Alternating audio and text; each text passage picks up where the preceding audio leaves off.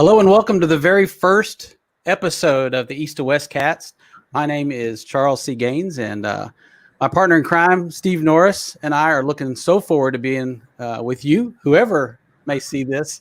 We're excited to finally carve out enough time to be able to sit down and do this broadcast and begin this journey with you guys. We cannot wait to start connecting and hearing your stories. And that's what tonight's really going to be about. We thought we'd get together and put together this video podcast to begin building that community. And we're looking for people that are passionate about taking the experiences that they've had and figuring out a way to change their life in terms of their income stream, the lifestyle they've built. And I think you're going to find this a very interesting time as we share our stories and our failures, especially because those are the things that cause you to grow the most and also help you realize that anybody can do anything. And so we're on a journey too. So this is a little bit like a laboratory, and we're looking forward to sharing with you guys some of the projects that we're going through. And if anything we say or things that we're doing appeal to you and you'd like to connect with us and partner up, we certainly want to encourage you to reach out. But again, my name is Charles Gaines, and again, my esteemed partner is Steve Norris. Steve, how things going in the Philippines, buddy? Man, it's awesome. I have some work to do on my studio here. However, man, great to be with you. Great to catch up as always, and excited, super excited for all the stuff we have coming up. So this is a cool launch. I've been looking forward to this. This is unprecedented times, and we're going to get into a little bit of not only the craziness, but the opportunities that are following right behind that. Just some unbelievable opportunities. But so you're in the Philippines, and tell everybody what city you're in. It's I love having a partner. I've always wanted to have somebody that was in the future. You are 14 hours ahead of me. Right. So I love when you call me and go, "Hey, this is going to happen. You need to go put put $5 on the Saints because this is about to happen." So yeah, it is what time now, and where is it that you're living? So right now it's 11:18 a.m. So I believe the current time zone we're in, you're at 9:18 p.m. We are correct. Yes, exactly. Are you 14? Okay. Have we matched up? I know the time zone whacks us out, but are you at one point you're 14 ahead, right? And then sometimes right now, 12. when you spring forward, it's going to be 13. It still messes with my mind. I need like Doc Brown to explain it to me because I'm just like, but so you're going to switch from AM to PM or PM to AM absolutely, and then add to it. All right. Yes. Well, in a minute here, when you start to kind of share what led you to the Philippines, again, I should let you answer that question. What city are you in, and why are you in that city? Why'd you pick that city? I am in the city of Bacolod, and it's known as the City of Smiles. And I actually ended up here quite by accident during a year where I took off just for personal reflection and some healing. I did part-time work and ended up talking to an online friend that is a basketball fan that was from the Philippines. And he said, "Hey, if you're I was looking for an English-speaking country just to relax, cut back, exit the rat race for a little while." And he said, "Come visit me in this town that I'm in on this island of Negros Occidental." I had no idea what I was getting into. However, came to visit him, had the most wonderful time, got to spend time with some really kind, loving people. And it was just such a shift from what I'd been experiencing in the U.S. It really melted my heart. And this became my second home. So I lived here actually for a year, came back, and had wanted to come back ever since. And so I finally had that opportunity. And what was interesting was this time I've been here since March of 2020, and it's currently January 2021. So I've been here for 10 months. And when I came in here in March, it was to match up with a dedicated programmer I have, so we could do some face-to-face and work on some heavy-duty, intense programming of a customized platform that I use. And we got stuck here on pandemic. They shut down all the flights. They shut down all the flights between islands. And so here I was living in an Airbnb, which they have all over the world, by the way, and, all of the things that I really enjoyed about the Philippines here, I didn't get to go and do a lot of those things, which was the travel and hang out with people and live music and things like that. However, you can't beat the culture and the people, and so this has been an amazing opportunity to be forced to work from the other side of the world. It was very difficult during this first year because I'm on the opposite time zone, and if you're very customer experience focused, you want to be available when they need it, as they need it, when you're running a business. And so that's been challenging because of sleep patterns for the first year.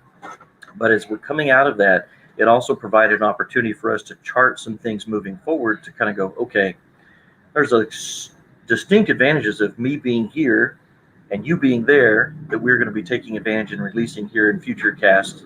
But to go through with the world changes, moving to digital, the pandemic and how it's changed the job environment, the opportunities moving forward. This is an unprecedented time of shift, and there's a lot of people looking for tools to do exactly what we're doing. Absolutely. So East to West Creations was born. It's a relatively new company for us. But as we share our story with you, you'll see that we're no stranger to starting, launching, and selling businesses. Combined, we probably got about 45 or 50 years of experience. I sent that over to Steve the other night, and he said, "Man, you're making me feel really old." But mostly I'm the grandfather of the group. So, but we have done a lot of crazy things, things we would probably do differently, and things we wish we could do again. But our story is really not unique. Everybody, has stories that can be leveraged into incredible businesses. And you're going to learn real quick about us. Business for us is not about the bottom line dollar. We certainly want to have as much resources as we can because we have a lot of interests and we like to do a lot of different things. And in general, we like to be involved in stuff, sometimes to our detriment, because if there's a shiny light, we will probably look over at the shiny light. And so we have to keep each other accountable in that area. But there's a lot of things we want to do. Things we still want to do, and so you've got to have resources to be able to do that. And again, with a lot of the uncertain things coming up, we're going to need to be prepared. And the people with resources, the people with incomes that can stand the test of a lot of upheaval are going to be critical. And so we're going to get into that a little bit. But East to West, for those of you that are already looking ahead, the concept of me staying here in the United States, in the motherland, here in the Dallas-Fort Worth area, where Steve and I met years ago, and then him over in the Philippines, we saw an incredible opportunity to create that balance, that literal 24-hour-a-day response time. And that doesn't mean everybody has to have that, but one of the things we want to share are the tools that are out there to allow you to do the very same thing. And we want to help with that if we can. So by sharing our stories, by sharing our successes, our failures, and most importantly, sharing the wealth of resources that we've accumulated over time, I think we can bring a lot of value in a world that there's just not enough hours in the day to keep up with all the tools and the things you have to learn. And it's really growing exponentially. With 1 year, at least in the United States, with 1 year in a pandemic, you've seen an explosion of home-based businesses, the Internet of Things applications. And, for Steve and I, who've been doing this a long time in our various areas of expertise, it's just mind-blowing, the tools that are out there and the things you can do. And so we're looking forward to kind of going through that journey. And that's what we really want this podcast to be about. And so we're excited to start getting some viewers and getting some questions and getting some community going. So throughout, if you want to check the description down below, we'll try to put notes and links and to give you those resources to quickly get to what you need to get to, or when we talked about a subject or whatever. And you can feel free to email us and the whole 9 yards. So Steve, with that kind of foundation laid and East to West Creations, the East to West Cast, as it's being called at this moment, is that platform. And I think we really, to be able to go forward, I think it's going to be important to share our personal stories just a little bit. I don't want to bore people with, I was born in a small town in the Middle East, Midwest or the Middle East, as the case may be. But I think it would be important to know where we're coming from, because we're all on the internet and we're getting bombarded, whether it's YouTube or Twitter or TikTok or Instagram, by all sorts of gurus. Nothing wrong with young people at all, and fantastic to get that kind of energy. But I think one of the voids we're missing is a little more experienced perspective. People that have actually, held down 9-to-5 jobs and then lost jobs and gained jobs and started businesses and failed. And it can be I feel like it can be very frustrating and daunting when you've got a 21-year-old kid who claims to be making, 7 figures while he sleeps and plays Fortnite. It just seems discouraging and unbelievable. And I'm not saying it's not true, but I think we're going to appeal to a little different audience. I think we're going to be able to relate and connect with people that have maybe been kicked around a little bit and been around. And so we don't claim to have all the answers, but we do have a lot of things that we're looking forward to share. So quickly, my background, I'm in my mid-50s now, just became a grandfather, which is amazing and phenomenal. And so I'm enjoying that phase of my life. My goals and my desires are to be able to travel while we're still healthy, and work a little and play a little, basically. And I know there's a lot of people that would like to do that. And so I was one. I've always been entrepreneurial. I've held down, just some basic 9-to-5 jobs, worked in some civil type situations, and then just total startups. So I've got that kind of a background and experience, but my nature is to be very entrepreneurial, and that's not for everybody. And so I think you need to know that going in. You need to know what your comfort zone is, and you need to start thinking about what you want that to look like. But I was very, very attracted to the 4-hour work week and books and teachings like that. And we can talk about that. And it can be very frustrating when you go out there and you try to do some of that stuff and it doesn't fit you. And so you got to figure out what really fits you. So that's the first thing I'd like to say about that. But my background is, in general, I was trained in marketing, branding, sales here in the University of Texas system. Also got involved very early on. I pretty much commuted to school because I was working. That's just in my nature to do that. And so I had a landscaping company, and then I got involved in promoting Christian concerts and music, and built that into an agency where we were representing artists. And so did that for many years. And so through that, you kind of cut your teeth on grassroots marketing. We were just kids and we didn't know any better. And yet we figured out how to, purchase and rent a venue and get radio time and get press and manage a live show and deal with concessions and all that kind of stuff. And it was a great, great experience.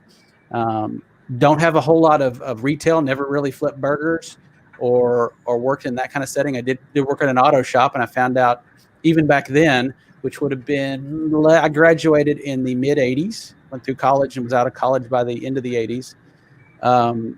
You basically would just go look up a part. So even though we didn't have the internet to go look up, I didn't know anything about a 76 lift kit, for a Dodge Charger, but I could go read it in the book and tell somebody. So I learned real quick that you can be and appear to be an expert pretty easily if you have the right information. And that'll come back here in a minute. Am I right, Steve? Absolutely. So long story, try to move it forward. Got involved at that point in some, there was a motion picture studio here in the Dallas area that was doing a lot of neat stuff, television, film. And I was involved in that and helped create a tour, kind of a little miniature Universal Studios tours where I wrote the script and gave the tours. And that was a great experience.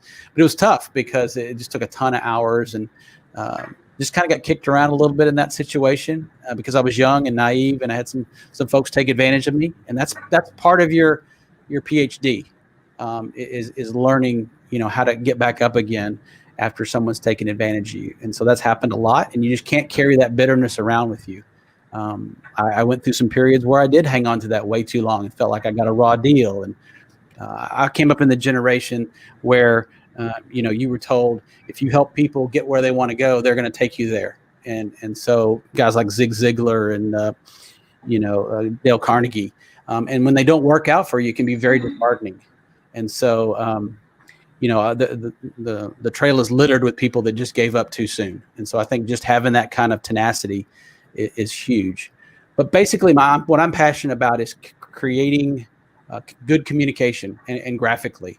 That was kind of when the Mac came, and I rode that wave and taught myself how to do desktop publishing, and that kind of moved into printing and that kind of stuff. And so I've always had my hands involved in producing. I went through a lot of time where I was doing print stuff, and then ended up having my own agency, and got involved in kind of jumping forward a little bit. But when the internet just started coming into fruition in the early 90s, the mid 90s, started doing early websites, just kind of cobble them together in HTML. And I was never really a coder kind of guy, but I knew what things needed to look like, and I felt passionate about visual communications and how to, any of those mediums, whether it was video or film. I mean, I was in the sweet spot of Star Wars. So I mean, I'm going in '77, in April of '77. I'm there, and I want to be George Lucas, and I want to be Steven Spielberg. And so there's always been a passion of mine. I always want to go be an Imagineer at Disney, just because of the ability to inspire and create. And so that's the thing that I love doing. The frustrating part, though, was having your own agency. Although I was my own boss, and there were some times where it was somewhat lucrative, you were only as good as your last campaign. You would put all your heart and soul into something, and you would launch it, and it might do good and it might not do good. But then you had to do it again. You had to do it again. So I never really had anything that created a residual income or that I could build upon. And I'm not blaming that on anybody. Those were just poor decisions I made, and really not understanding. I just always thought, there'd be something like that, and that companies would always want you because, you create magic. But the problem is things continue to change in the macro, and almost overnight, it seemed like I went from getting $20,000 to $30,000 for a website or a campaign to, $3,000 or $2,500, and then I watched it go down to $350 into where now we're giving away free websites. So that was a rude awakening, and ended up losing, really having to sell my company and go through some tough times through that period. And but I've continued to keep my contacts and my relationships. And so as the internet shifted into apps, started getting involved in creating apps and doing some cool stuff with that. It was right about that time where I started connecting with this guy here, an unbelievable sales mind and ability to connect with people on a very intimate level, one-on-one, where I was much more comfortable with creating a story and, doing a campaign or doing a presentation or a PowerPoint or a video or whatever website. He would much rather either pick up the phone and go visit somebody and just talk to them and help serve them and close them. And so I was drawn to Steve and the gifts that he had that I didn't have. And so we've always talked about doing something together someday. And many times he courted me, and it was not a good time for me, and then vice versa, and it was not a good time for him. And so we actually got together for a little while doing apps, and that was an interesting learning experience for us, because we used a third party to try to cobble together these kind of makeshift low code apps. And maybe you might want to speak on that in a minute, Steve, but I think it was a big learning experience. We sold some of them, but things were moving so fast that it was hard to get our customers to actually use what we created for them, to see it across the finish line to where they could see the rewards from it so that they would continue to use us. And it was very frustrating for us. And we also, we have a moral code that we feel very firm about, that you just don't go sell something to somebody just because you can get the money and going down the street. We just can't make ourselves do that. And so we would just feel uncomfortable to go close the deal, knowing there was a ton of ignorance, and we were just going to make this money and move on down the road. So it was frustrating. There's a lot of things happening very, very quickly. And so the the speed at which the technology was growing was moving much faster than the ability for the market to absorb what we were selling to them, get the benefit out of it, and grow with it, because something else came along, and it was just, we just couldn't keep up with it, and it was frustrating. It was very frustrating. And so those are some of the lessons that we are learning now, this second time around, having gone through the .com boom and then the bust, and making money on that ride up. And I remember, we were just killing it during Y2K, and then that fizzled out, and then the whole boom and the bust, and still being around for that. So I think it's very, very valuable. I actually got involved in a couple of other different businesses, did some supplements and some nutraceuticals, and learned a lot from that side. I learned a lot about white labeling and the power of being able to take other quality products and to do things with that under your own brand and your own label. And so there's a lot of power to that, and it's easier to do now than it's ever been. Just in the last 5 to 6 years, that has just exploded. And so that's something we're big on right now, and we'll talk about some of the opportunities out there for that. And then most recently, I actually got involved in, I was involved in some digital marketing, some LED, unbelievable kind of 4K, some of the large format graphics and the large format LED signs, and doing some cool stuff with that. Touchscreen, developed some software for that. But got involved in actually a buddy of mine that was had a passion for sports data and analytics, and launched a company called ePlay that's done real well. It's kind of growing. The pandemic hit right when one of the big launches was going to happen, and so it's still over there doing its thing, but we need the games to start up again for that to really pick up steam. But got interest from Nike and the NBA and the NCAA. And so when that lull happened, and when the pandemic hit, that kind of brings us up till now, is when Steve and I were working on some joint projects, some stuff he'll tell you about in a minute.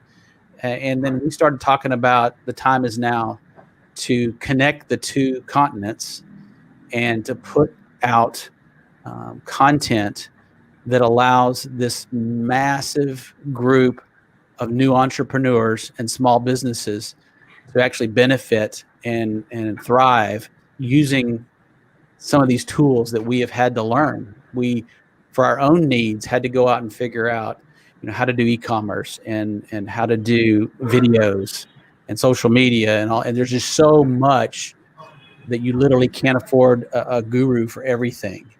And you've tried it, you've learned. It can be very, very frustrating to find a technical person to be able to communicate with them, whether they're here or overseas. And trust me, we have spent tons of money and tons of time and effort and frustration trying to send business overseas to use that economies of scale and the cost. But I mean, as Steve will tell you, he had to actually literally get on a plane and go over there and look face to face to be able to make it work. And he has made it work. And that's what's so exciting is, and I'm so inspired by what Steve has done by stepping out there and starting a whole new life in the Philippines with a group of people that he knows and trusts and has trained himself. And so I cannot wait to begin using, allowing that to help some of our customers and our clients. So that brings us up to where we are now. Again, the pandemic hit everybody. And so we all had to kind of take 2 steps back. And it's going to prove to be one of the best things that ever happened to me and to us, because it really gave us the opportunity to come back to each other and say, man, I've got this entire bucket of stuff, and I went through this for some reason, and you've got this entire bucket of stuff, and I know that you put in the blood, sweat, and tears for it. What is it we're supposed to do with it? And it was almost like 2 songwriters coming together and a songwriting itself, because we both said, now's the time. Now's the time to pull all this together and share it with not only the people that we work with, but people that are out there that we've yet to even meet, that are starting to contact us and say, I need help. I can't navigate this on my own, or all I want to do is X. I just want to sell generators. I just want to do electrician work. I just want to do yoga. I just want to, but I know I can't live without some of these tools, and I can't compete in the marketplace, but I don't know where to turn. And I don't know whether to go hire, a kid out of college, or do I need to hire, a webmaster, or do I need to hire a social media person? What do I get? And then once I get it, they're going to change the rules on me again. So I don't know where to turn. And so a lot of them just throw their hands up. And what's happening then is smaller businesses are leapfrogging, traditional businesses, because they're able to use the tools better. So I've rambled probably enough. And Steve, if you think of anything I've left out that's pertinent, I'm happy to go back. But what I'd like to do is maybe pass the baton to you and share just a little bit of how you got to where you are now, beyond what you've already told us, and how that's pertinent and critical to East to West, and how we're going to be able to help other entrepreneurs and other companies. Yeah, I didn't realize, for some reason either I forgot it, that you had done landscaping, that we both had a background. I think we'd be surprised how many entrepreneurs started out with a lawnmower and their mom's car and a weed eater, and you end up growing it into, and you know what? You can make a really good living doing that, and you can use technology to do it right now. You can make a lot of money doing landscaping right now. But I look back at the different job opportunities I had, starting at being throwing papers, being a paper boy at like the age of 12, and getting into lawn mowing, working as a waiter, weeding and lawn mowing, running over sprinklers, and I had to learn to fix them. So I got into irrigation repair, got into landscaping, tree trimming, and I was a very physical person and needed to have that exertion. Outdoors was great for me. I couldn't sit at a desk to save my life at that time. So all the lessons that you learn dealing with customers on customer service, you're learning sales, you're learning quality, making people happy, and efficiency, and accounting, and janitorial. You wear all the hats. So part of the fun of that is, later you can look down the road and see all these things that I went through. In my late 20s, I actually had a really bad back injury, put me in the hospital for 10 days, 2 herniated discs in my back. And at that time, I realized I wasn't going to be able to keep doing the physical work and not live in pain. At that point, I could not see doing what I was doing for the next 30, 40 years. That just didn't seem like that was possible. So I was on a forced 6-month rehab, could not go back to work. I really had to think about what are all the things that I love to do the most about the work. And, I probably bought into that whole idea of, if you love what you do, you'll never work a day in your life. And always insisting on loving what I did, even to the detriment of the pocketbook to some degree. So I really dug in on sales and really just thought about, what I loved the most about having a business was the people. Is be able to offer value and having happy customers, a good customer experience. And so I took that into sales. And what I found early on, I got into telecom sales, but I got into a time where there was a big boom and bust thing going on. It was a big bubble. They were saying, build the networks and they will come. Instead of having just AT&T and Verizon, suddenly you had a ton of choices. And I picked one of those choices and started selling like gangbusters. It was top 10 in the country for where I was at. And then suddenly they started having network problems. And my customers calling saying, hey, you sold me this great deal, but my whole network is down. My phones are down. You're costing me money. That just tore me up.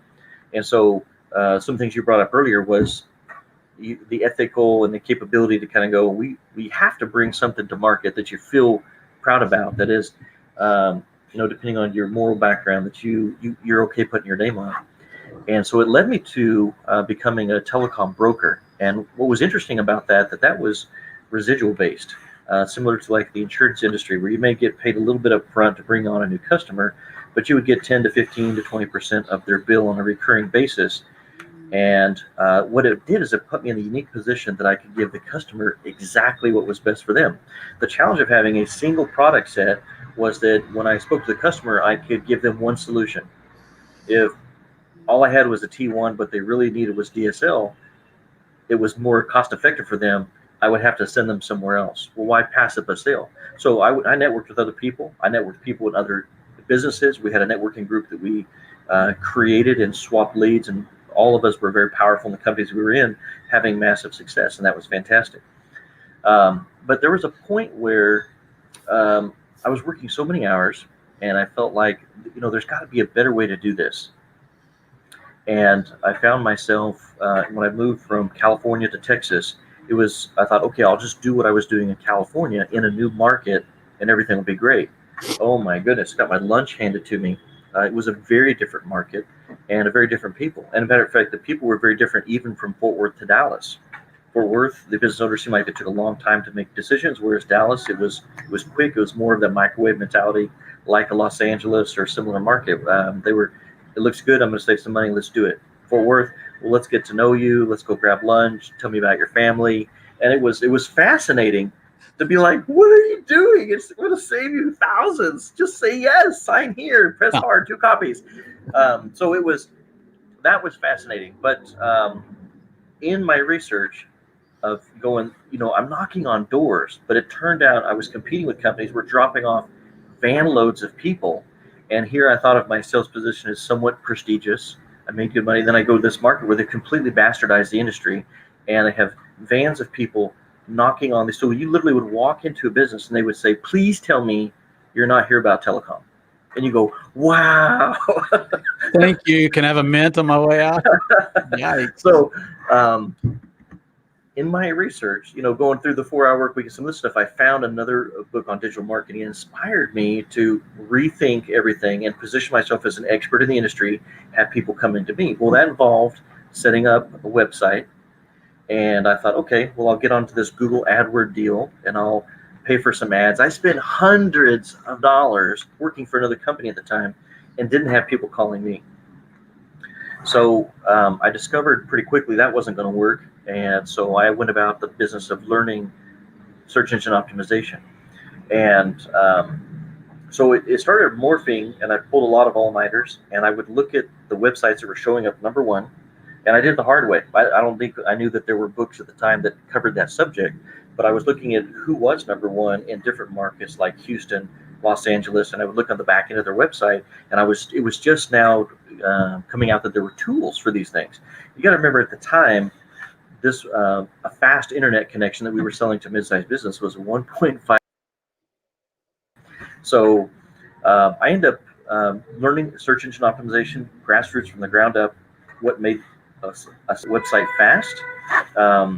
When I first injured my back years before, I actually ended up doing some buying and selling on eBay and learned some HTML. So I took that knowledge forward. We weren't at the stage where there was WordPress yet. It didn't exist. So everything was in HTML or Flash or something else. And so I was such a slow website builder, but I wanted to learn it. So I went about the process of doing that, learning that. But I ended up with 3 websites in the top 10 in the Dallas-Fort Worth market for what I did.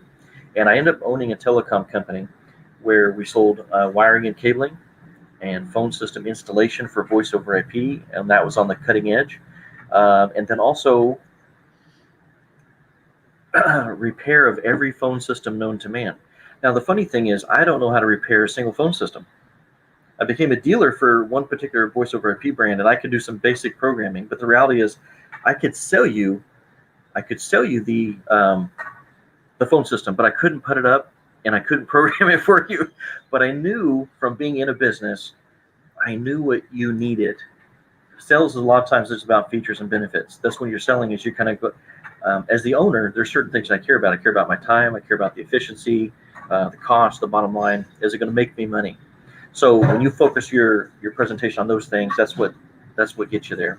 So I had a little sideline that went into electrical contracting, doing energy efficient lighting. It was a fascination of mine, and I showed up number one in the whole country for energy efficient lighting retrofits, and that's going into existing buildings and changing from older technology to new technology, and it would completely pay for itself.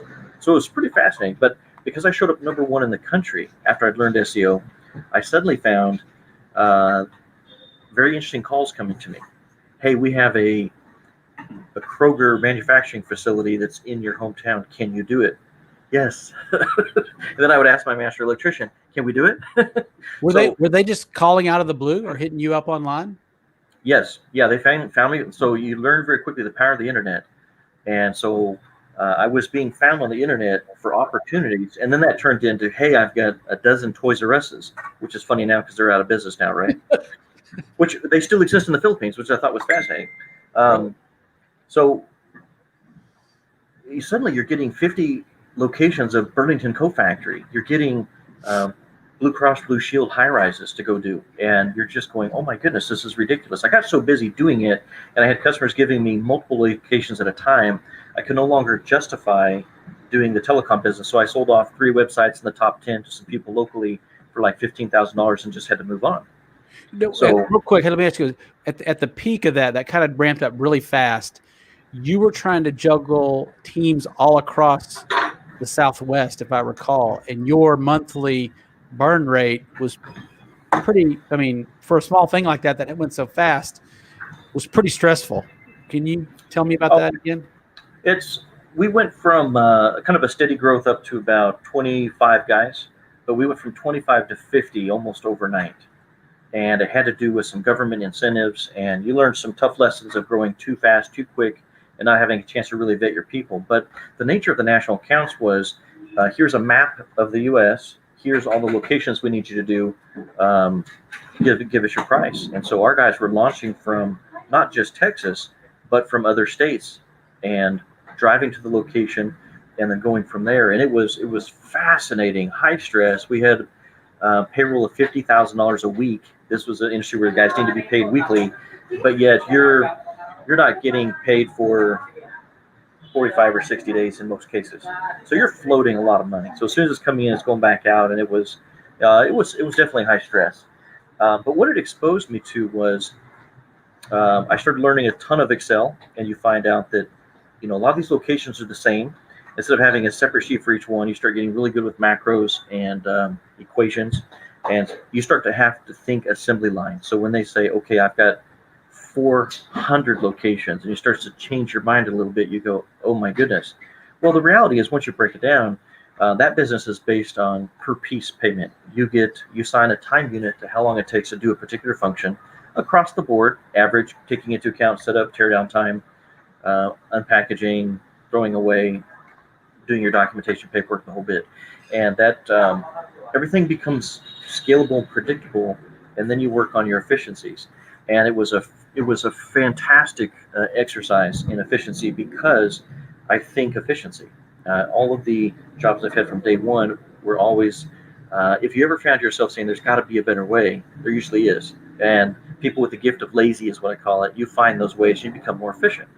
And that really caused that. And I ended up having an opportunity to run the national accounts division for one of the largest electrical contractors in the country, doing their national accounts division. And we had tons of these national accounts, and they were subcontracting work to companies like mine.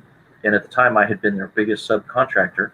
And one of the accounts was a major coffee house in the U.S., and their goal that year was to redo the lights in 6,000 locations. And you just kind of go, holy cow, there's only 365 days in a year. We're not going to work every day. So you start working backwards, go, how many companies do we have to have on board?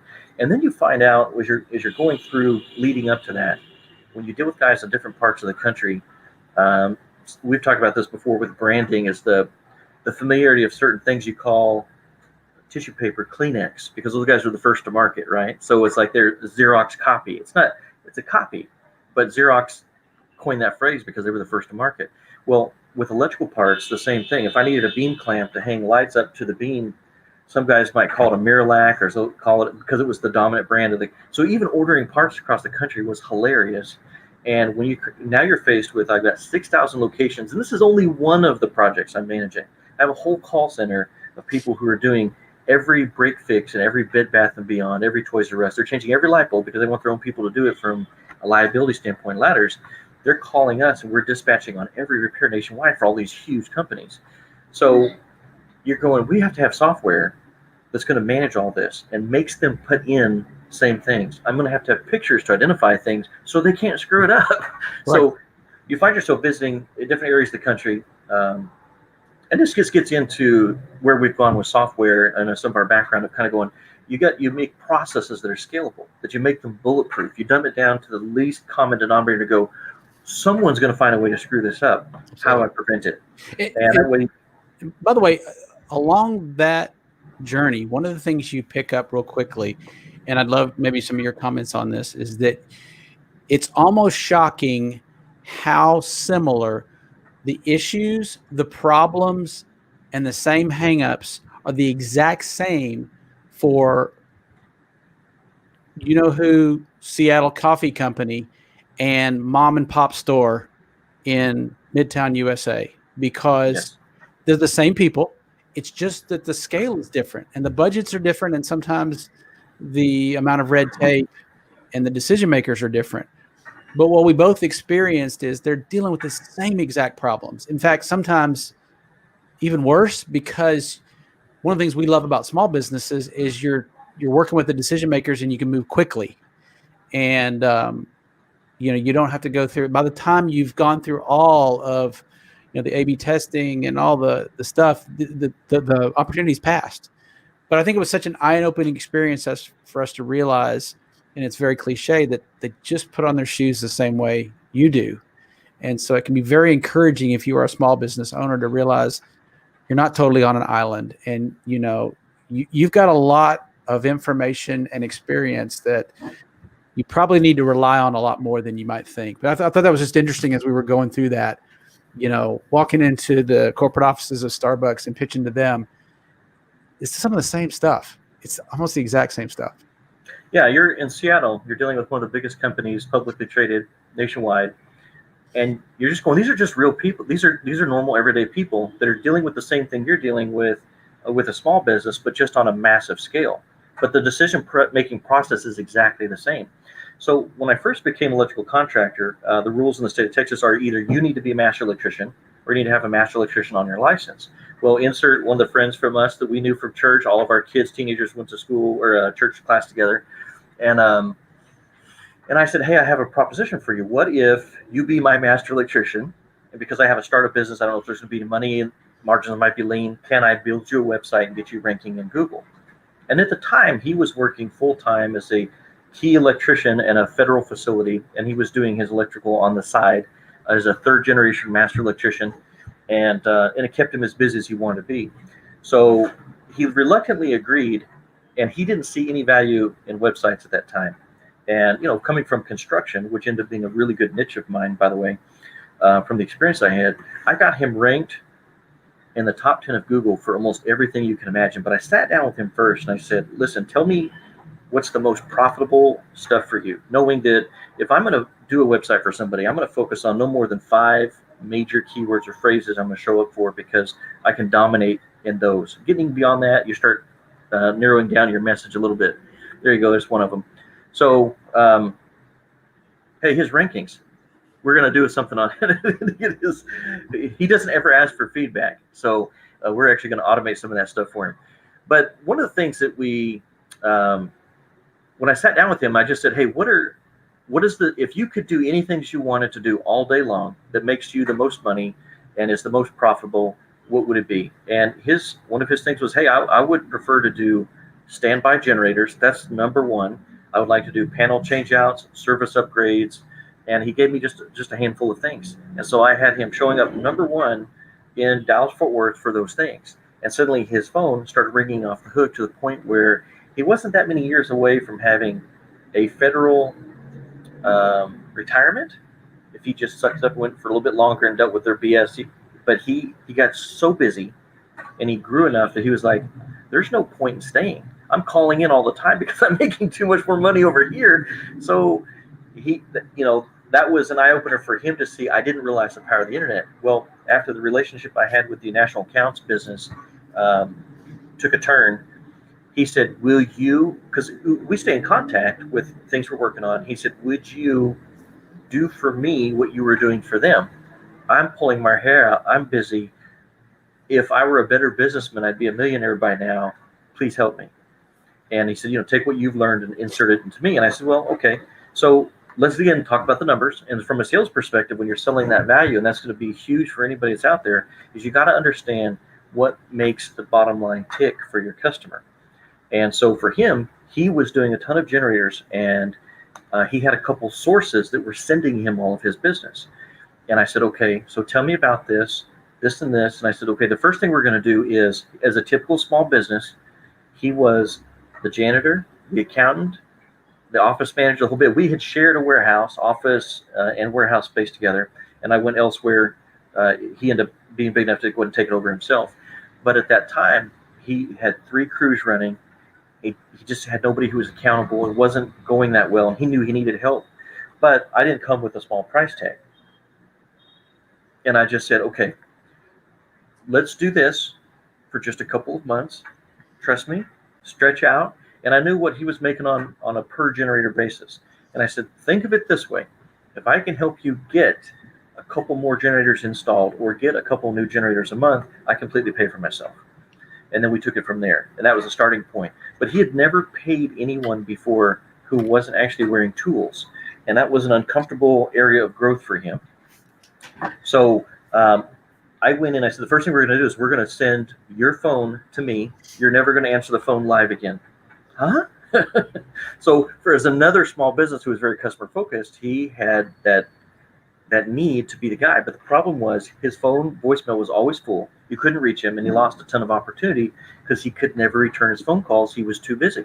He's managing his guys in the field, going out doing bids, and running everything, and sometimes turning wrenches himself. So it was a fascinating migration for him. But I set up with him a custom CRM. One of the platforms we're going to talk about throughout time that I'm a huge fan of is Zoho 1. And I had been using that software for about 10 years and started when they were babies, basically, and have gone through all the growth with them. And I started automating some stuff. And his bids, I would say, okay, I keep doing the same bid, the same components of every single bid going in. So I insert the gift of lazy, become a little more efficient, and go, okay, if I have 1,000 times more of these, how do I do this and push them out? I've got to be able to accomplish this. And I'm wasting a lot of time doing the exact same thing every day when it's already been done. So you make templates. You make software templates. You make email templates. You automate the stuff. And so he would literally leave the job. And now remember, we're competing with other guys who are in construction. So suddenly he's gone from, I'm working part-time as a side gig because people have my family's number. I've had it for 3 generations. I'm doing some side gigs. Now I have a website that's ranked number 1. And I said, the first thing we do is we need to change your labor rate. Because you're charging $65 an hour. I can tell you right now, you cannot make money at $65 an hour in the business you're in because been there, done that. What you need to do is let me take that phone call. I'm going to change your rate right now to $125 an hour plus a $57 trip charge. And that was to begin, right? This is the first, and he was like, but I was like, you got to understand, you're showing up with people on the internet who are charging more than that just to show up to your door. And I said, trust me on this. So he starts making a ton of money compared to this. He's making more sales, more efficient. But now I've got his install department just cruising. Take over some of his subcontractors, move his subcontractors in and out, find a better way to just build a better mousetrap. Sure. And so he actually called me out of the blue a little while back and just said, because I'm no longer involved in the operation day to day, but I took on operations manager role to go, let me sit in every single role. Let me hire your people. Let me train them. Let's build this from the ground up to go, you don't have to be here. You don't want to be here. Every goal of a business owner typically is to have that flexibility to say, I'm going to put in these hours when I feel like it. And it can run without me there. And so he's got everything he's doing to the point where it can run without him there in the office. He tries to leave the office in the morning before everyone else comes in. So he doesn't get sucked into the stuff that takes all your time. Right. And they just text him for answers on what he needs, and he shoots back. But otherwise, he's out running the show and selling, doing what he loves most, and being the expert. But suddenly we were competing with guys that were like him before. He's leaving the job. He's texting me some information. I have a template I'm pulling up, change a couple numbers, boom. The customer doesn't have a chicken scratch estimate. They have a really nice email, formal estimate, and they're saying yes, going, oh my gosh, not only is your price better, but you're giving me the spec sheet and what you're doing for the installation, and I feel so much more comfortable, and this is amazing. Let's go with you. And he was just killing it. And so he called me and just said, I just want to thank you. going back to our conversations from a long time ago, I'd been rich right now if I knew how to run a business. And so we were able to take that expertise and go, let's get calls coming to you. He's never, ever, ever paid for Google AdWords once. Never paid for advertising. The guy's busier than he can handle. I still get email alerts. I'm still in the loop, and his office people that I've trained will say, hey, can you add this? Can you tweak this? As the years go by and things get updated, no problem. I'll do some customization for him. He's so busy that I offer customizations I've updated for other people that would make him even more efficient. He doesn't even have time to look at it. He won't even look at it. Hey, all right. So let me hit pause there for just a second. All right. Because obviously you're starting to see the passion that Steve has about what he does and what he's quite frankly very good at. And that's what we're going to tap into. And that's what we're going to talk about a lot is tapping into that inner passion that you have and figuring out how to launch that into your business or channel that into what you're doing. A couple of nuggets. This episode was really about us telling our story and just talking about kind of the lay of the land, if you will, getting our plow on the ground, as my mentor used to say. But there was two nuggets that came out of there, if you're taking notes. One of them, and correct me if I'm wrong, Steve, was the gift of lazy, which I thought was awesome. I think we all can relate to that, whether it's feeling like we have that from time to time, but more importantly, the people that we're either hiring or the people that we're working with. And when you have the gift of lazy and you can't see it and you can't do anything with it, there are things you need to do and do very quickly. You cannot work with that spirit will permeate your entire organization and can poison it. The other thing I think that was interesting that you talked about, and that you, even to this day, still working on me on, and you need people in your life to help you with this, is when you are going about setting your rates, whether it be for your widget, more importantly for your services, that price is only about what someone pay for that and the value they're going to receive from it. So when you're doing that, yes, you need to look at your cost of goods sold. Yes, you need to figure out what the market can bear. But to build a business, trying to figure out what you can squeeze by and get, quite frankly, is not worth the time of day it is to do. It's figuring out what you can do for that other business or that other person that they could not do otherwise, and what is that value to them. Am I right, Steve? It's literally, and so Steve will walk you through the ability to say, here's how we're going to look at this. Before we ever price it, we're going to sit down and say, what is the value of this to our audience? How much audience is out there, and what is it a fair price, because they're going to turn around with that and make 10x. You want to create something that will allow that next user to get 10, 20, 50x value, whether it's perceived or whether it's hard cash. And so that's how you determine how you're going to price something.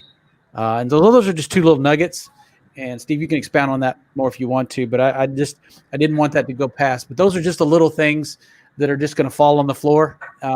When you, I think it's helpful because you're talking an owner's language, and I think that you got to get their buy-in and express it and demonstrate that you understand their business. And so, if they'll allow me, and I'd ask for permission, can I ask some nosy questions so I understand what matters most to you, and just be upfront about it. Just like I need to understand what we can do to bring more money into your doors first. So let's look for the low-hanging fruit. What does that look like? What are the profit margins? You're going, okay. So when I put together my proposal, I'm not going to be looking for guys who are selling peanuts on the street, because there's not much money in peanuts, right? So I'm looking for guys who can, maybe they're at a couple $1 million mark as a business, but they want to get up to 10 million. That's something like that. And you go, okay, you've got a decent margin. If I can sell one more of these, this adds this to your bottom line. And some of my best customers go, they get that. Yeah. And they go, I like what you're saying. And sure, you're going to charge me thousands of dollars, and that scares me.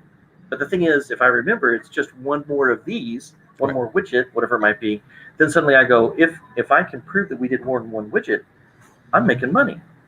Yep. So that's what it comes down to. So we'll be doing some sessions on how to build a proposal, how to price your products, to really give yourself plenty of cushion to do what you need to do.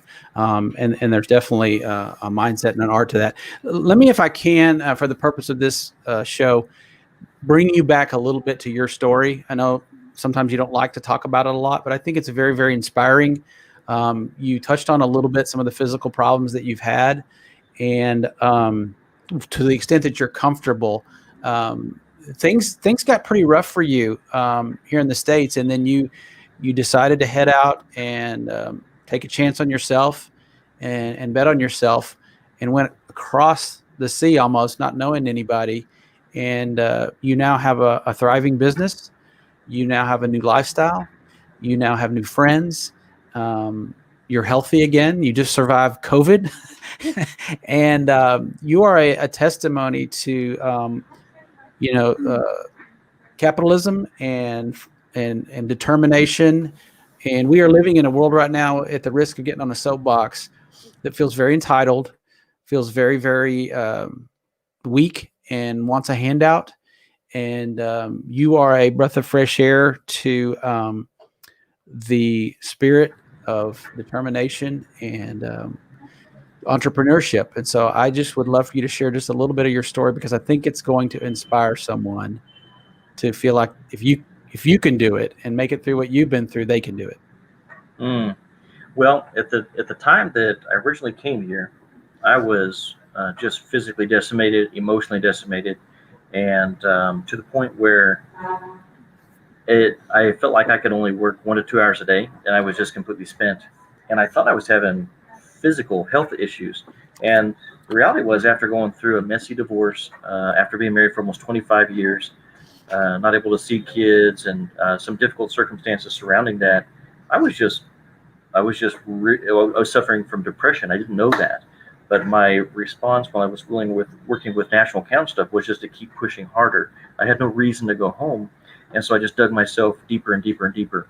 So, I had taken all the knowledge I had of running my own business, and also had a tax mistake that unfortunately wasn't all mine, but I had to own it. And due to that, I had to shift gears. I had to shift business and essentially reinvent myself. And so the cool thing about going through all this is you realize you're never too old to reinvent yourself. You're never too old to suddenly go, you know what, I'm a subject matter expert in this area that I really have put a lot of time and energy into.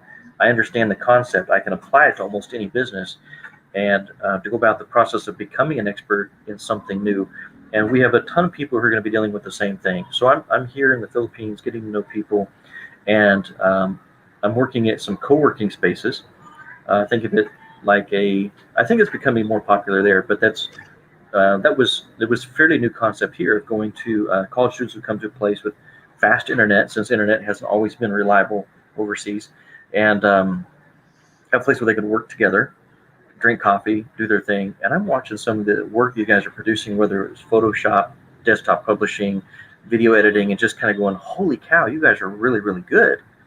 And I know good because I know Charles. And our whole thing before was like, I would come up with something and I'd be like, can you make it pretty? Because here's my hack version of what I was trying to, this is what I'm trying to accomplish. And you would send it back and I would be like, wow.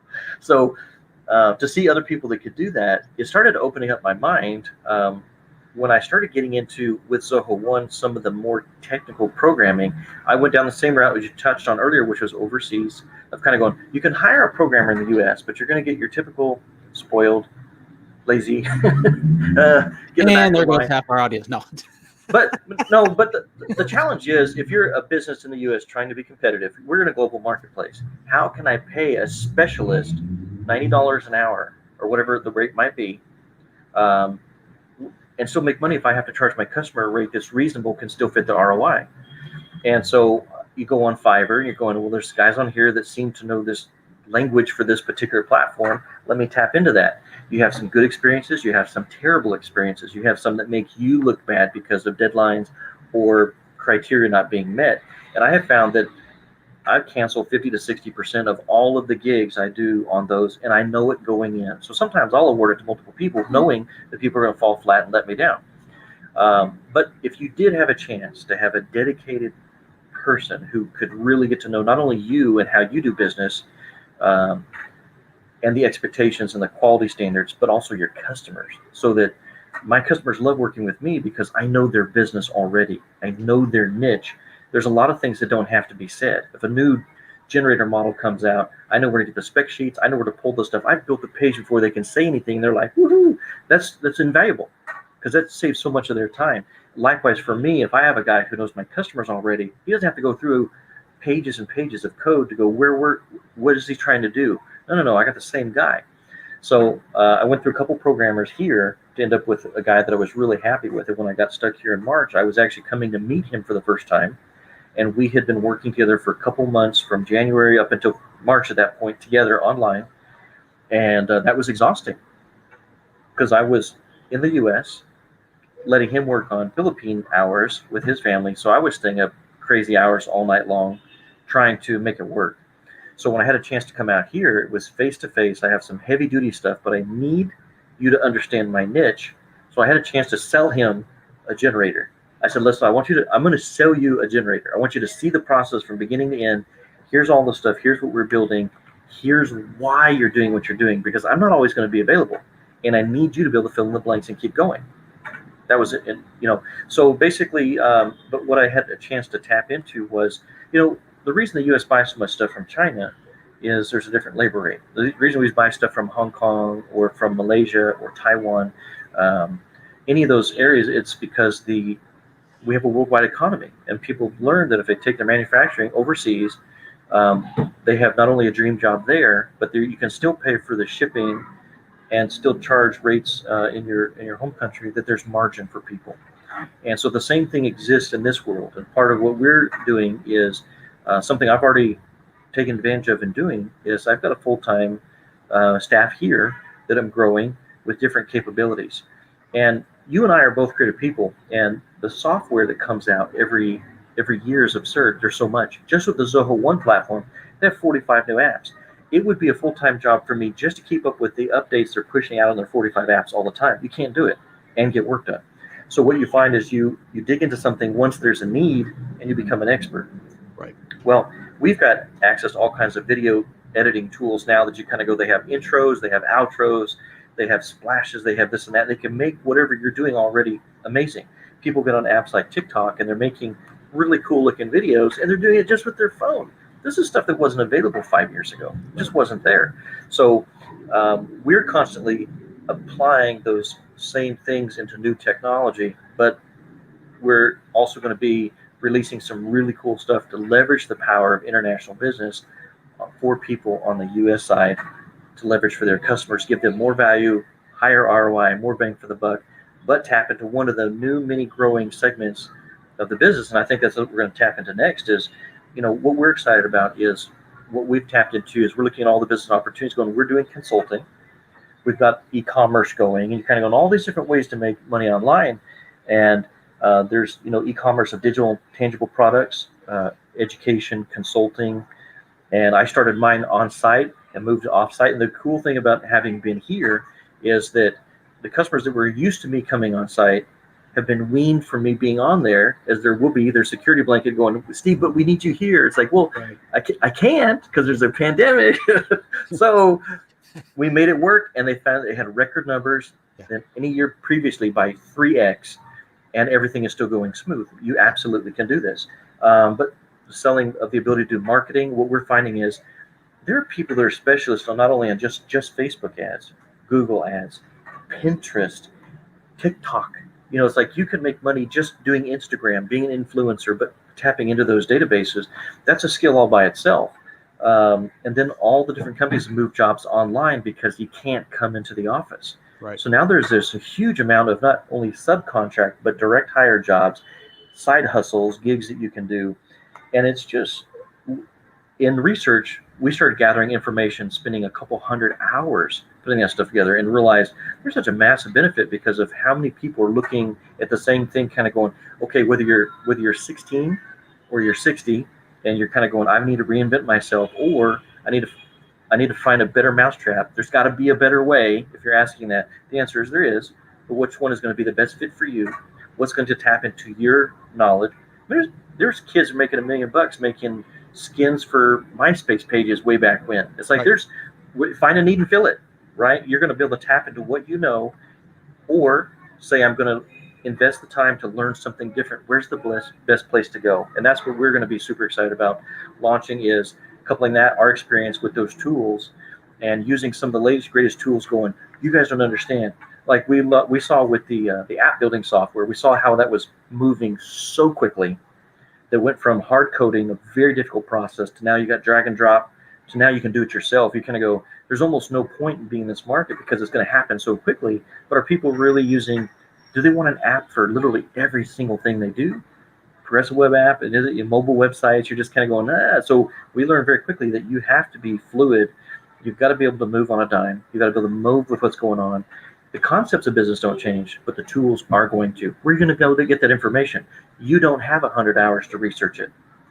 What if we take that on? What if we tap into those tools to go, I need my videos to look like this, but I don't have a couple $100 a month to spend on subscriptions for all these softwares.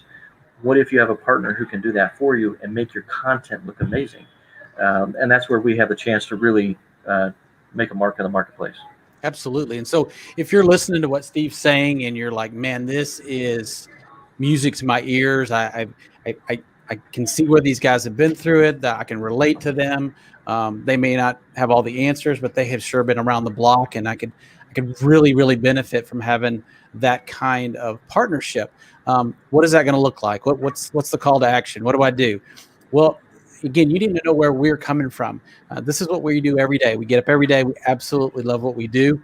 We're just passionate about it. We're having a blast being able to use all this stuff that we've had to learn along the way and learn from our mistakes and are starting to see just these crazy results from. So we're building a business for ourselves. We've got e-com stores that we've launched. We're doing some incredibly crazy stuff in social media, specifically on Facebook. And I'm looking forward to doing a broadcast to really get down in the weeds a little bit about what can be done, even with all the craziness that's going on right now, at least over in the States, as it relates to social media and censorship and all that kind of stuff. The sheer numbers of people that are on between Facebook and Instagram are unbelievable. And so we've got some opportunities that we've never had before to cut through just all the noise. As marketers, it is just so difficult to get your message heard and make a connection and to build a tribe. So I say all that to say that we're trying to do that now for ourselves. So we've got a lot on our plate, but our desire and our vision is to create this community. So if we've said anything so far today, we've already gone past an hour. I'm sure we could go several hours tonight if we wanted to. We got lots more stories to share. We got tips and tools and all that kind of stuff to share. But and I may have lost my sidekick. Hopefully he can come back on here in a second. But if you want to get a hold of us, the best way to do that right now is to just respond in the platform you're looking at right now. If you are on YouTube, hit us up with a comment there, or DM us on Facebook if you want to.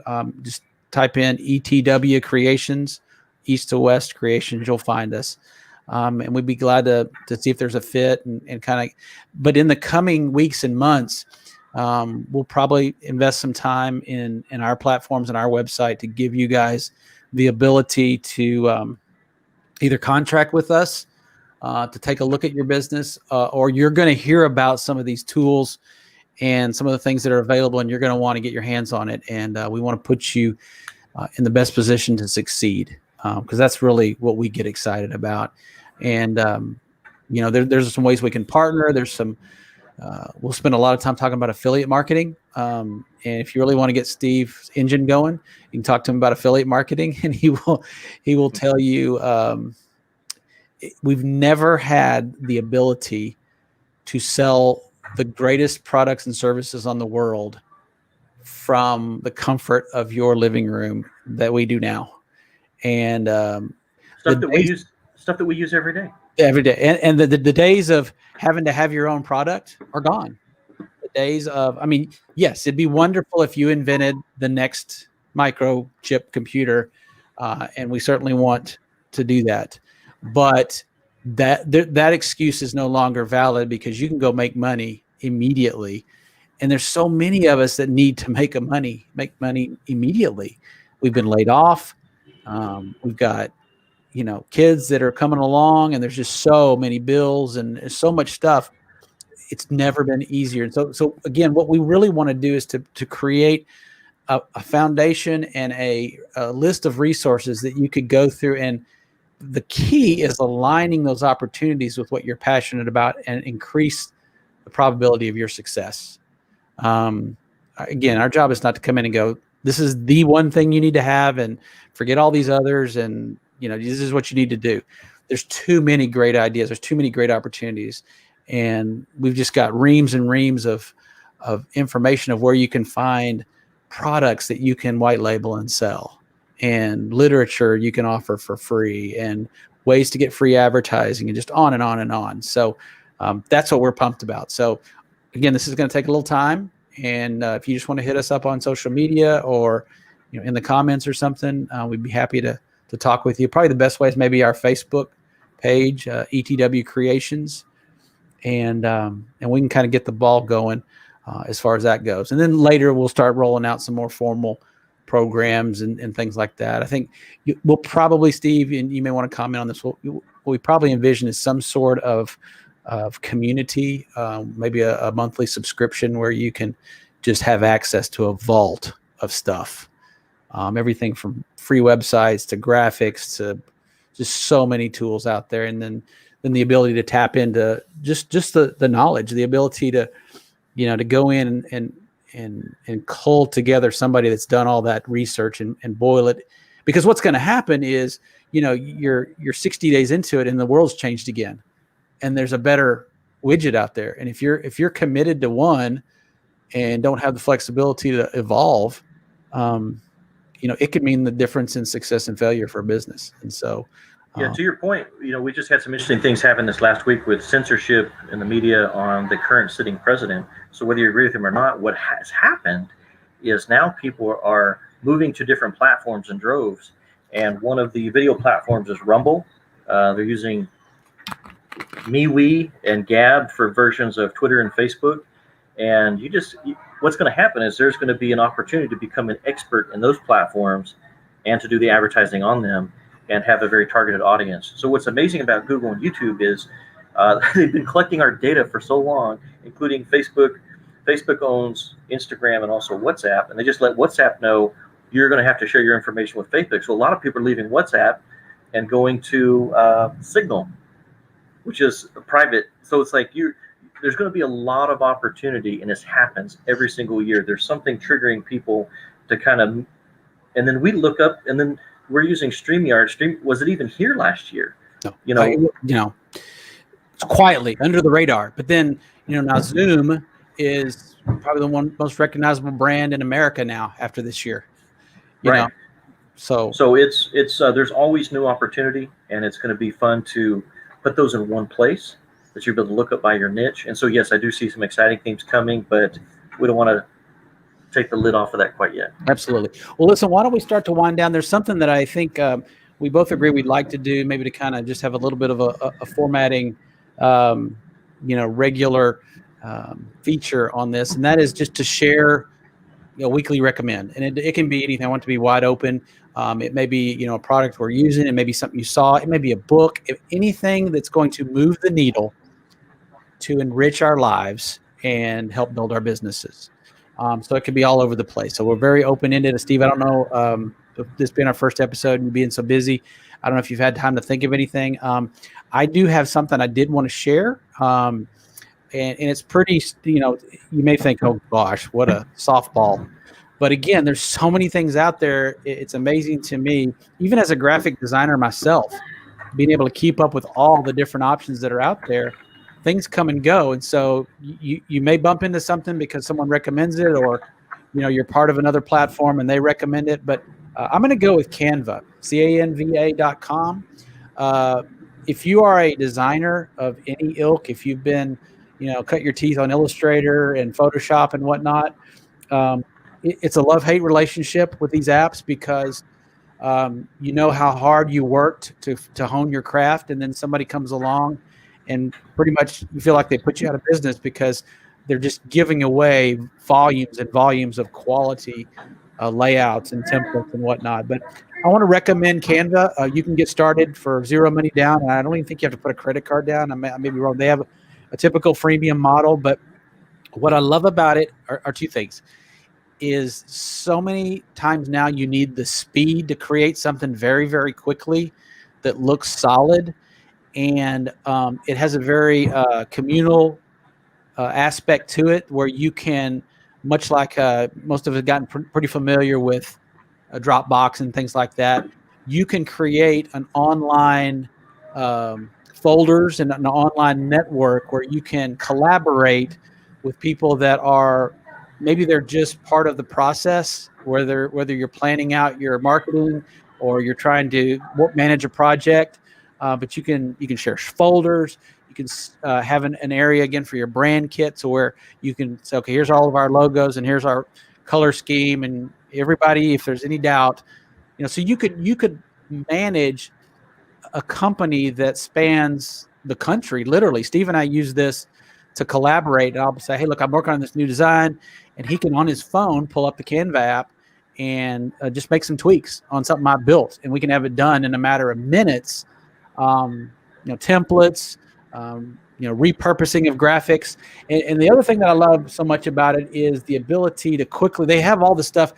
One of the frustrations is having all of the different platforms in place and knowing, okay, I'm about to do something for Instagram. I'm about to do something for, social media or something. So I just type in YouTube. It's going to come up and say, okay, are you talking about the channel art? What's the channel art? Well, if you've done any stuff on YouTube, you got a channel, you know that they have all these different ways to work on your brand and communicate, but they all have their own specs. So, what are the pixel dimensions for the channel art? So all these are already built in here. So with one click of a button, you can go in and say, okay, I'm going to go in and do the thumbnail for my next video. And it comes up not only with the proper formatting, but examples for you to pull from. And so it's never been easier to really look high quality.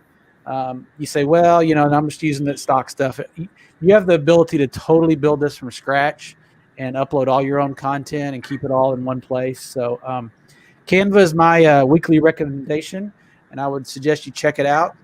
And I will try to put a link in our description and our show notes if you're interested in Canva. But again, I'm not saying it is a replacement for Illustrator and vector art development or Photoshop and high-end stuff like that. But I mean, this is my Swiss Army knife, and unbelievable what I can create in a matter of minutes that'll get the job done and get it done very, very well. So that's one of the tools that's available now that makes you look like people who could make this stuff before, say 10 years ago, what are they getting paid? And this is out of the box. Oh, gosh. I mean, yeah, it wasn't that long ago that I was dropping $2,500 on software a year. Right. To be able to create this kind of stuff. So if you could keep somebody busy full time and someone could make stuff like that. Not just from the software. Oh, absolutely. Yeah. Was that a $70,000 a year person? Yeah, absolutely. 100%. And you say, well, you've got Fiverr these days. Well, you can get somebody for $5. Well, if you've done the Fiverr thing, yes. It starts at $5. And once you use all your time and energy and resources, you've spent a lot of money. So, I mean, don't get me wrong. We will probably recommend Fiverr, but we'll probably talk to you about the tips and tricks for how not to lose your lunch on Fiverr as well. So, but you're absolutely right, Steve. When you really look at the apples to apples of what you're spending to get that, it's unbelievable. It's one of the reasons I'm glad I don't have an agency anymore. I'm glad I don't have an agency anymore, and I'm glad I'm not in the app and software development only business. It just moves too freaking fast. And I had to let some of my pride go and say, yes, I can design from a template, because we'll do a show where we talk a little bit about probably the biggest thing I learned as a branding and a communicator is you can make a whole lot of money with a crummy brand. And that would have been blasphemy for most of my career. And we'll talk. That's a tease for another episode. Right. So what do you recommend, Steve? I've got let me share my screen here. Okay. Since I already touched on Zoho, I'm going to go ahead and bring up Zoho. Excellent. So All right. Are you able to? I Are you think able I to? can. I'm still learning how to make you and that work. How about if I do this? There we go. Oh, it flashed. Ha There it ha. is. Okay. So the Zoho platform, zoho.com, it's been around for a while. I think they have over 50 million users. It was India based. They've actually moved their headquarters to Austin, Texas. And the platform of apps that are available are just absurd. So the reason I'm so huge on this is from the very, very beginning of having your first business, you've got to keep track of your customers. You need a CRM, a customer relationship manager. And they have, in my opinion, the most customizable one that's out there. It integrates automatically with your accounting. So you've got a version, basically a version of QuickBooks that they have project management, the ability to make your own custom apps. We make massive use of this. They've got their own email service. For remote working tools, they've got their own version of Dropbox, their own version of Messenger, GoToMeeting version, um, Zoho Assist. So that's like the online tech support. You can take control of your mouse and help you out, and just on and on with all the different apps that they have. And now here's what's scary: um, you have access to all these apps for a price of $35 per user per month. And literally, if I use 2.5 of these different apps, if I want to get them just a la carte, I've already paid for the whole suite. So if you do Zoho One, you literally will have something that will pay for itself. Under the tools here, which I'm looking at in the middle, I've got Docs, Sheet.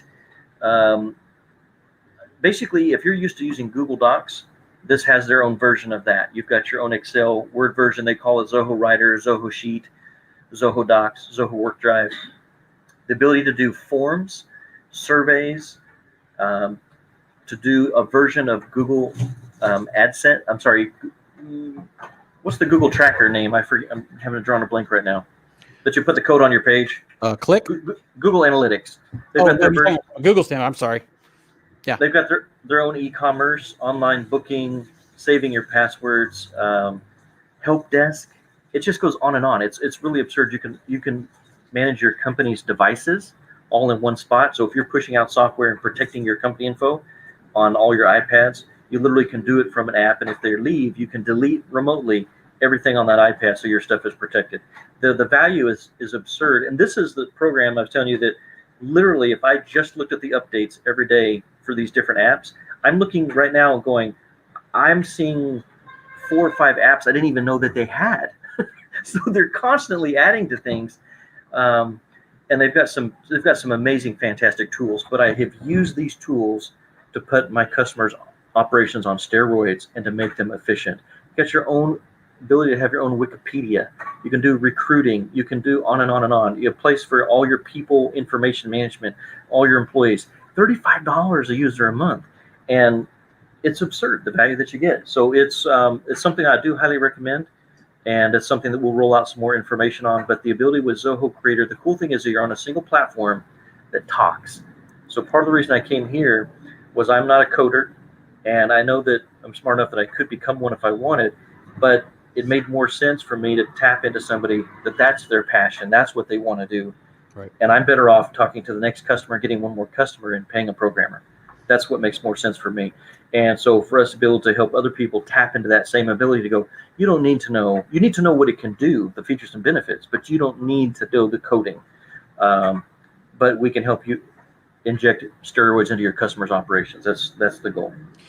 We've got, what are we at now? About 5 companies now that are using that in some form or fashion as their backbone and just tearing it up. Everything from, the beauty is it's like being able to go into a superstore and pick out the things you need and quickly, cobble them together and give them a fairly customized solution. That was the hard lesson I learned when I was, getting started. Right, we did some software we did a macro run your entire facility with touch screens and all that stuff, and it costs, 6 figures and all this crazy stuff and getting it, but it was very closed. And so again, we've changed so quickly that you've got to be open. You've got to be able to talk between different apps. And I know you spent a great deal of time, connecting QuickBooks to Zoho. And I spent some time really getting a complete business off the ground. It allows us to wire more than wireframe, create an MVP of a full-blown app by using a product they have called Creator that's kind of been pioneering what's called a low-code kind of a resurgence of being able to quickly build an app and prototype it out and actually start selling it and or fundraising. So we did a lot of things in Creator without ever having to hire a full-time programmer or anything like that. So we did some pretty crazy stuff. So I'm with Steve. We've watched this company grow, and they just continue to just expand and dominate, and they do a really good job of customer service. But we'll get into that more. Again, we'll probably dedicate a whole show, maybe one of the first couple of shows, to Zoho, since we know it so well. But we do highly recommend that. But again, go ahead. I say, part of with our model and with our experience of trying to become scalable is like you said, we've got, I think, 6 customers that are on this full time that we support. And you just kind of go, to get somebody to switch their software, everyone has moved to software as a service. That's the way it needs to go. Because if you buy your own software, you code it yourself, can you make it compatible with all the different browsers, all the updates they do every time something breaks, right? Well, that's on somebody else. So all your stuff is there. They're responsible for the updates, and they just keep rolling out new features, and they support it. So it's fantastic from that perspective. And you can tap into programmers now worldwide that can do some things for you. But if we want to become scalable, part of our challenge, when we care about our customers, we want to go sit with them. In fact, we have a customer request that you're going to go see next Tuesday to say, we really, really, really want you to come see here and hold our hand through this one part. And we're going to do that. Now, that's the benefit of having you here and you there and me here, is that we can pull that off if we need to. But we've moved away from that because the tools for online, for the most part, we don't need to do that. But I do feel like that's a cautionary tale of like, do we want 10 more of those? Because you and I both want the freedom that most of these our potential followers or want to, is to kind of go, I want to run a business. I don't want it to run me. Right. Absolutely. So if you scale, you can only scale to a certain part if you have to be involved every day. That's just the way it is. There's only so many hours in a day. I don't want to work 80 hours. No interest in that. And most of our customers don't either. So how do we scale our operation and share tools with this without taking on individual customers? We're going, let me go in there and do your code for you. And that'll be the challenge for every small business that we work with, is kind of go, you want to grow? Let's think about this. Begin with the end in mind. Let's build that trap to kind of go that direction and put it together. Well said. Well, with that in mind, that's probably a good place to wrap up. It is getting a little bit late in the States, and you're probably getting ready for brunch or maybe even lunch there in the Philippines. Is it a beautiful day there? What kind of weather are you looking at? Man, it's beautiful. It's probably 80, 85 degrees. Had some rain recently, so it's nice and clean. And it's fantastic. We're in mid-January, and you're going in flip-flops and. Oh yeah. Yeah, I wear shorts to work. It's hard. It's a hard life. Maybe one time we'll go. We'll send you out with the roaming camera, and we can do a little man on the street kind of thing, and you can give us a little taste of Wacola. How about that? That'd be nice. Absolutely, sure.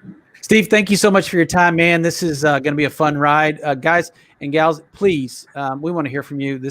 We're doing this for you guys, and this is not just us shilling for stuff. We want to build a community, and so please tell somebody, hit the like, subscribe, you know the drill.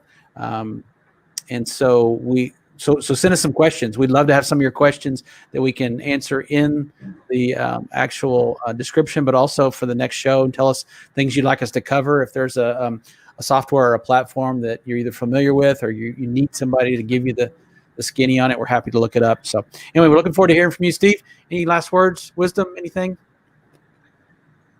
Got it? Passion. Find a need, fill it. Find your need and fill it. All right, guys and gals, have a great one. And we're excited to start this ride together. All right. See you, Steve. For match up. We'll catch up with you later. Thanks. Thank you, bud.